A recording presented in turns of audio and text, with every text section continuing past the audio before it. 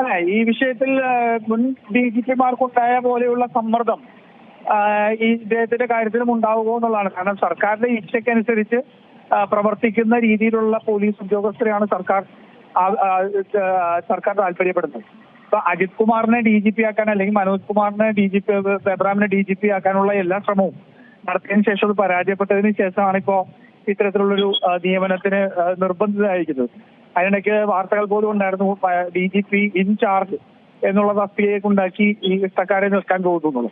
നമുക്കറിയാം കഴിഞ്ഞ 2 DGP-മാരുണ്ടായിരുന്നത് തീർത്തും അപ്രസക്തരായിട്ടുള്ള പോലീസ് മേധാവികളായിരുന്നു. പോലീസിനകത്ത് യാതൊരു നിയന്ത്രണവും ഇല്ലാതെ പിണറായി വിജയന്റെ ഇച്ഛയ്ക്കനുസരിച്ച് പ്രവർത്തിക്കുന്ന അജിത് കുമാറിന്റെ കീഴിൽ നിൽക്കേണ്ടി വരുന്ന DGP-മാരായിരുന്നു. അജിത് കുമാറിന് ഒരു പറയുന്ന കാര്യങ്ങൾക്ക് ഒപ്പുവെച്ചു കൊടുക്കേണ്ട ദുര്യോഗം ഉണ്ടായിരുന്ന DGP-മാരായിരുന്നു. സംസ്ഥാനത്ത് അത്തരത്തിലുള്ള DGP-മാരുടെ പേര് പോലും പൊതുപ്രവർത്തകരോട് പോലും ചോദിച്ചാൽ അറിയാൻ പറ്റാത്ത രീതിയിൽ അപ്രസക്തരായിരുന്നു. കാരണം എല്ലാം കൈകാര്യം ചെയ്യുന്നത് DGP-യാണ്.